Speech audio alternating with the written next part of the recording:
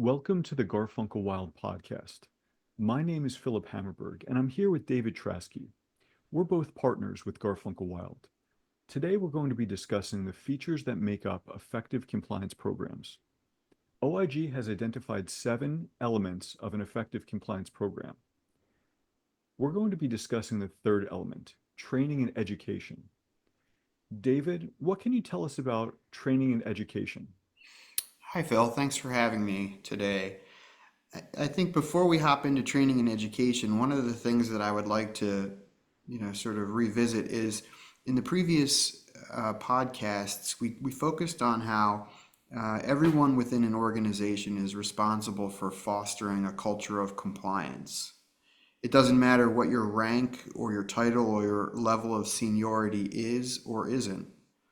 A culture of compliance starts at the top of the organization, and the most successful ones, uh, compliance permeates every layer of the organization. And so the sort of key question is, well, how do you start to create that culture? And the one answer, one of many answers, is through training and education. Typically, the organization's compliance officer and their compliance committee, along with input from the C-suite and or the board of directors, develops an annual education plan, training plan, that specifically addresses an organization's unique needs. Ultimately, this is a situation where you're sort of, as you would say, Phil, training the end user to be aware of certain aspects of the compliance program. And this is typically most often done through either something like a series of PowerPoints or maybe computer-based training, a pre-recorded training, or even sometimes in-person trainings. Okay, interesting. Um, so who typically takes these trainings? Typically, all board members, officers, employees, contractors, and medical staff, if there are any. Also important to note that new hires should receive the compliance training as soon as possible upon hiring, ideally within 30 days of starting. In addition to taking it, it's important to document and memorialize records if you're in the compliance office to be able to demonstrate that these individuals completed the training. This can be done in a variety of different ways, maybe by using like a sign-in sheet, or if it's an electronic program, by generating an electronic certificate of completion. It's also really important that the training that's being presented is accessible to all audiences, and it should be part of a condition of their continued employment within the organization. It's important to consider, depending on your your staff, whether or not these materials need to be translated into other languages. As I mentioned a minute ago, one of the ways to ensure that folks complete the training is to tie it to their employment and their performance evaluations, such that they're aware that the failure to comply with the training requirements could result in consequences up to and including termination. And also, as I said, completion of the training should be a basic requirement for each employee's or contractor's annual performance evaluation. Okay. What are some of the topics that are typically addressed during the training? Well, as we talked about in one of the previous podcasts, Phil, as you know, compliance is not a one-size-fits-all scenario. So there's going to be some key topics, I think, that would be common to all compliance programs and education and training. But also, it's important to recognize that the training and education also has to be tailored or targeted to specific risk areas that are maybe unique to a particular organization or entity. But if we're talking about sort of the common key topics, I would probably offer the following. First would be the existence or the elements of the organization's compliance program and how to report potential concerns in good faith without fear of reprisal or retaliation. Some topics of this may include things like identifying who the compliance officer is and what role they play, the role of the compliance committee, the organization's commitment to open communication and non-retaliation, as well as the consistent and impartial application of the organization's policies and procedures.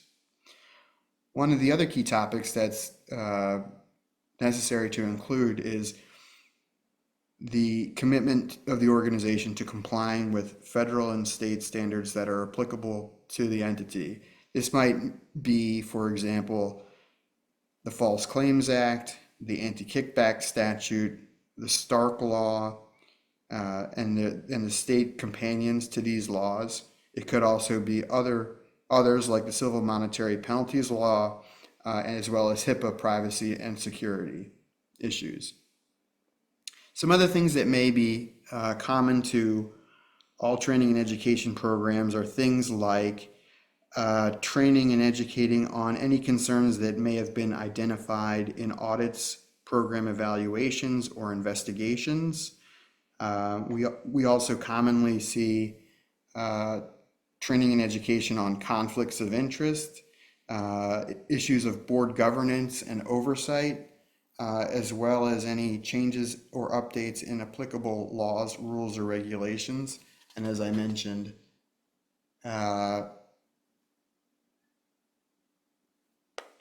risk areas that are unique to the entity.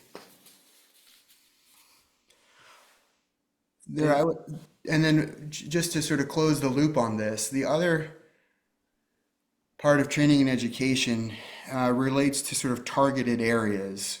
And it may be that the compliance officer or the compliance committee develops targeted training for certain individuals based on their roles within the organization.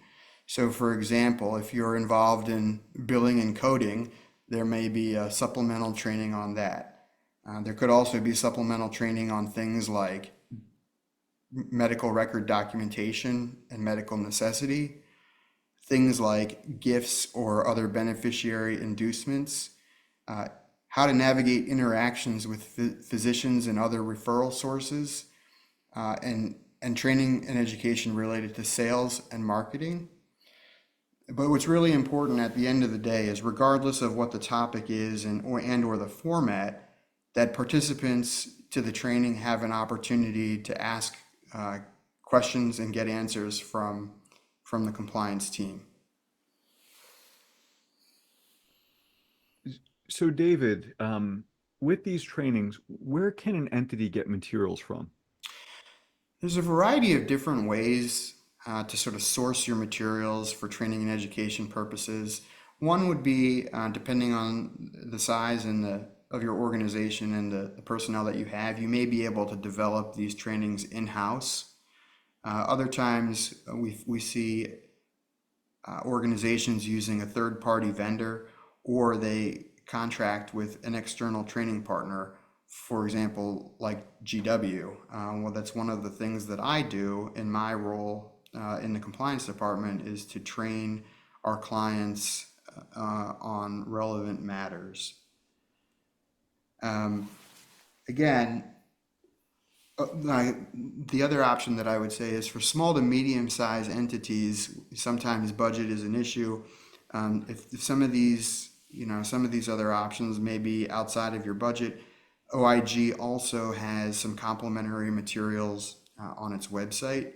And to the extent that you're venturing sort of out into into cyberspace and looking at other items or other sources for materials, just make sure that they're coming from reputable sources. That's important to know. Is there anything else you'd like to add? I think so. I mean, oftentimes, organizations are busy, and compliance efforts are maybe not always viewed in the most favorable light. That they're a speed bump to progress, perhaps. But it is really important that we create that culture of compliance. And one of the ways in which you can do that is by what I call sort of normalizing the idea of compliance, right? So even though the training and education that we've spent the last few minutes talking about occurs annually, it's really important that that training and education is not limited to a one time a year event. Rather, what I would say is, entities can look for different ways to sort of weave in compliance into the day-to-day aspects of the work that they do. So, for example, you might consider, maintaining a frequently asked questions document, or your materials, your compliance training materials on an intranet available to your target audience so that they can go back and review it if they have questions. You might consider including a line item or an agenda item that addresses a compliance issue when you have a regularly scheduled meeting, whether it's an executive leadership meeting, a medical staff meeting, or some sort of an all hands meeting. And then it sounds sort of silly, but one of the other ways that you can kind of make sure that compliance is on the top of everyone's mind is by posting short video clips or even having a screensaver that has some compliance information on it, maybe posters that are in physical spaces or virtual spaces where people can see them with some regularity, or maybe it's something as easy as having a newsletter or an article in the organization's publication that appears with some regularity. Again, it's all about creating that culture of compliance and keeping compliance, the importance of compliance, on the top of folks' mind as they go throughout their day. Excellent. Thank you, David.